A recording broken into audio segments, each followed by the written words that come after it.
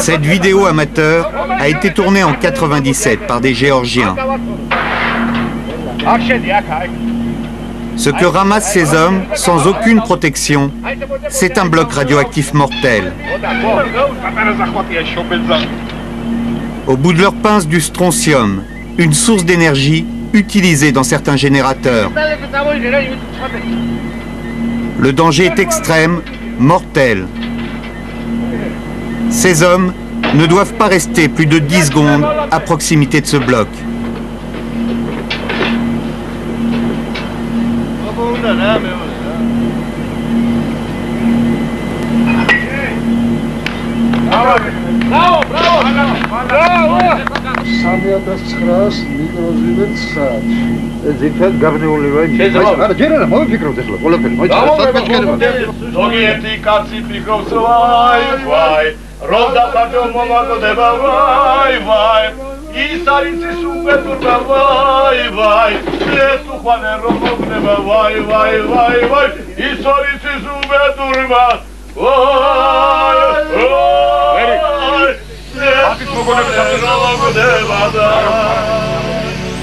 L'histoire commence en Géorgie, une ancienne république de l'Empire soviétique qui a conquis son indépendance dans le sang en 91.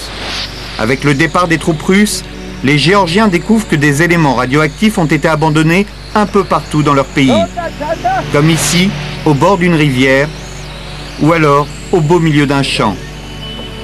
Ces matériaux radioactifs proviennent de déchets industriels parfois, mais dans leur grande majorité, ils sont d'origine militaire. Ainsi, on a retrouvé des bâtonnets radioactifs sortis de leurs containers dans 4 casernes autour de la capitale Tbilissi. En tout dans le pays, 70 sources radioactives ont été localisées sur 11 sites différents. Le plus inquiétant, c'est que ces chiffres risquent d'augmenter, car seulement un quart des terrains militaires ont pu être contrôlés par les autorités. Nous ne sommes sûrs de rien et nous continuons à rechercher principalement là où il y avait des bases militaires. On ne peut pas dire que l'on a tout recensé, au contraire. Nous craignons qu'il y ait d'autres sources.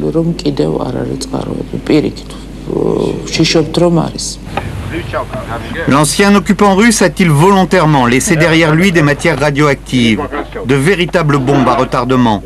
Ou tout cela est-il le fruit d'une hallucinante négligence collective? Aujourd'hui en tout cas, les Géorgiens sont confrontés aux premières victimes. Comme cet homme, il s'appelle Pavel Eliaouri, il a 25 ans et désormais il est en sursis. C'est un ancien soldat gravement irradié dans son pays. Depuis 3 ans, il vit un cauchemar, déjà plus de 10 opérations. Sa chance, avoir pu être soigné gratuitement à l'Institut Curie à Paris, en Géorgie pour les médecins, son mal est resté longtemps mystérieux. J'avais les mains dans un tel état qu'elles ressemblaient à des gants de caoutchouc remplis d'eau. Ça faisait terriblement mal. Elle devenait brûlante. J'étais à l'hôpital, je me déplaçais nu parce que j'avais tellement de lésions que je ne supportais pas les vêtements. On ne me laissait pas sortir. On m'interdisait de me mettre au soleil. Et les médecins allaient de réunion en réunion à notre sujet, mais ils ne savaient pas comment nous traiter. Je me rendais bien compte qu'il n'y avait pas de progrès dans notre traitement. Et je les entendais parler à voix basse, entre eux. Pavel a été soldat dans une des casernes abandonnées par l'armée russe, la caserne de Lilo, près de la capitale. En 97, lui et 10 autres soldats tombent gravement malades. Leur chair brûle, se nécrose un peu partout sur le corps. Pavel a 33 lésions. Après plusieurs mois, on découvre qu'ils ont été victimes de bâtonnets de césium-137, un élément radioactif à vie longue et particulièrement toxique. Curieusement, ces bâtonnets étaient légèrement enterrés dans le sol et sans aucune protection. Ils étaient éparpillés un peu partout. On en a même retrouvé un sous un trottoir à l'extérieur de la caserne, un autre dans la parka militaire de Pavel. malheureusement, ces petites sources, quand elles sont sorties des containers, ont une fâcheuse tendance à ressembler, pas à des petits bijoux, mais presque. C'est des petites capsules en métal, en acier inoxydable, c'est tout propre, c'est tout joli. Assez souvent, il y a même une petite chaînette ou un petit câble. Il y a même des gens qui les ont pris pour des porte-clés. Donc quand on trouve quelque chose comme ça, on le ramasse, on le touche et on se le met dans la poche. Le professeur Cossé a demandé à Pavel de passer un dernier examen avant de le laisser rentrer dans son pays. Il devra de toute façon revenir 2 fois par an à Paris pour surveiller l'évolution de ses plaies et pour pouvoir détecter à temps un éventuel cancer. Qu'est-ce que tu veux faire? C'est écrit comme ça dans ma vie. Les soins et la douleur. C'est lassant, mais ça fait 3 ans que je suis dans les hôpitaux. Retour en Géorgie. Pavel retrouve sa femme après plusieurs mois d'absence.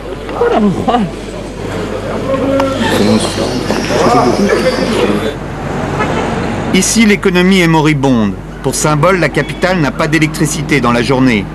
Dans ce contexte, la question de la pollution radioactive est secondaire, passée sous silence. Combien d'irradiés sont aujourd'hui dans la nature? Difficile de le savoir. Pavel n'a pu obtenir qu'un seul chiffre après de nombreuses démarches, celui de l'Institut d'hématologie de Tbilissi. 103 personnes ont été irradiées autour de la capitale géorgienne, la moitié sont des civils, un chiffre incomplet et provisoire. Qui est responsable? La rue désigne les Russes? Nous posons la question au président de la Géorgie. Est-ce que vous avez interrogé les Russes dessus? Que vous ont-ils dit exactement? Et collabore-t-il aujourd'hui avec vous? Quand la Russie commencera à assumer ses responsabilités en ce qui concerne la liquidation des bases qui existent chez nous, il va sans dire que leurs obligations seront précisées. Si leur responsabilité est établie, il faudra qu'ils en assument les conséquences.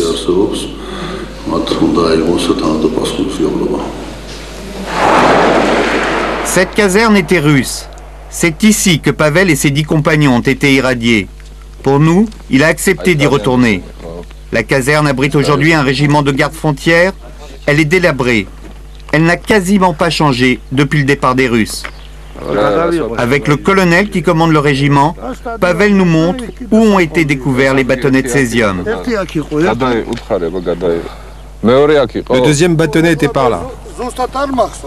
Je me rappelle plus exactement, mais c'était par là. C'était à peu près là. Dans le rapport, c'est écrit exactement. C'est exactement bien précisé, combien de mètres, tous les détails. Bien sûr qu'on a été irradiés, on était tout le temps là, on jouait au football. J'ai déjà 60 heures d'anesthésiaire, je me souviens pas de tout. Venez. Là-bas? Non, là-bas j'y vais pas. Là où il ne veut pas aller, c'est l'endroit où depuis 3 ans, on a stocké les bâtonnets de césium trouvés dans la caserne. Pourquoi tu ne vas pas? Non, merci. Pourquoi? Aujourd'hui, moi, un petit peu radiation dose, après, mort. Les militaires ont empilé les conteneurs dans un simple hangar. Ils ne savent pas vraiment quoi en faire. Il n'y a pas d'argent pour retraiter ces sources radioactives. En attendant, on bricole 2 simples panneaux, ne pas approcher danger, une autre pancarte blanche, ne pas approcher à plus de 2 mètres. Et la protection, elle est suffisante là avec la porte? Là, il n'y a pas assez de radiation pour qu'il y ait un danger, mais on maintient une protection à 2 mètres.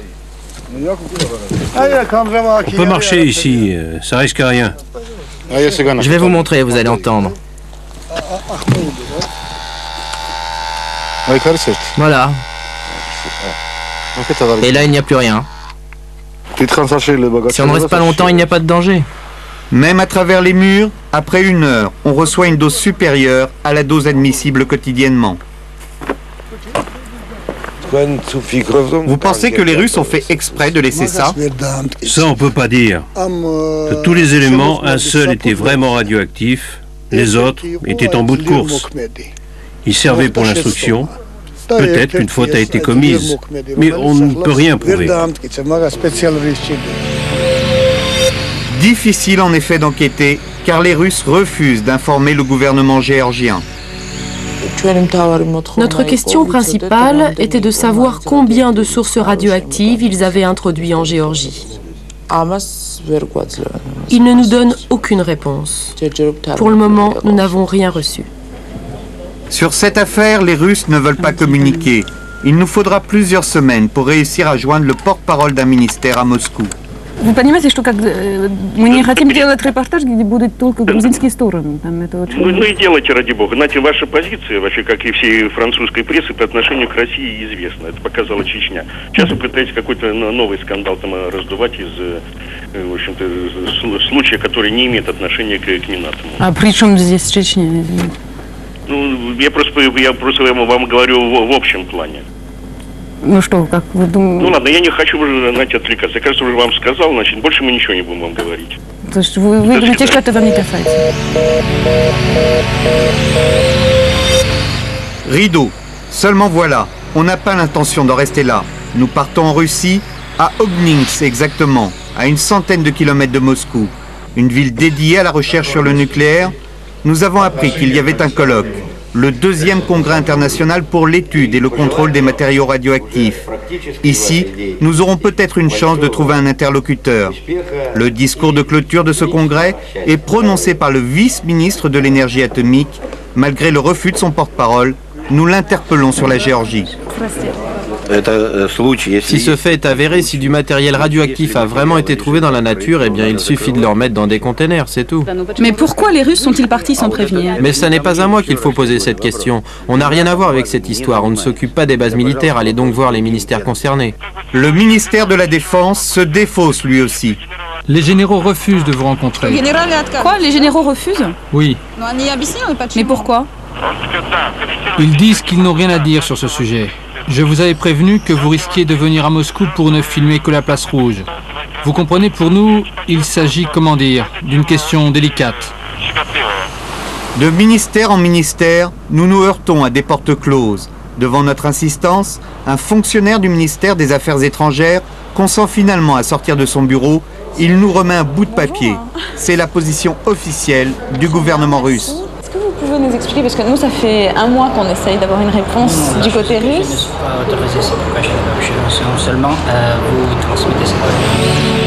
Ce communiqué se contente d'expliquer ce qui se serait passé à l'îlot. Pour les Russes, c'est clair, ce sont les militaires géorgiens qui sont négligents. Les 15 bâtonnets de césium retrouvés dans la caserne pourraient être issus d'appareils de mesure vendus aux Géorgiens après l'indépendance en 92. Aucun commentaire en revanche sur les autres sources radioactives trouvées un peu partout en Géorgie. Une manière un peu commode de se débarrasser du problème. À la conférence sur le contrôle des matériaux radioactifs, nous abordons un inspecteur du comité de surveillance atomique. Dans un couloir, il prend le risque de nous parler librement. Vous savez, quand les militaires russes ont quitté la Géorgie, ils ne pensaient qu'à une chose, prendre femmes et enfants et partir le plus vite possible. Sans penser à ce qu'ils laissaient derrière eux. Oui, c'est ça. Ils sont partis trop vite. Vraiment trop vite. Mais vous savez, ceux qui ont voulu leur indépendance n'ont qu'à en assumer les conséquences. Mais ces bases militaires, elles étaient russes? Oui, et alors?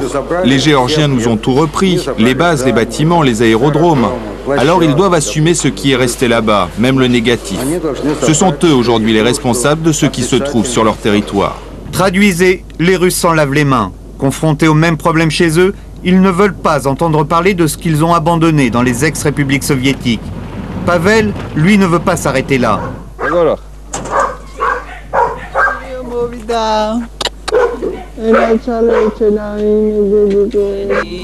Il a décidé de consacrer le reste de sa vie à parler au nom de tous les irradiés.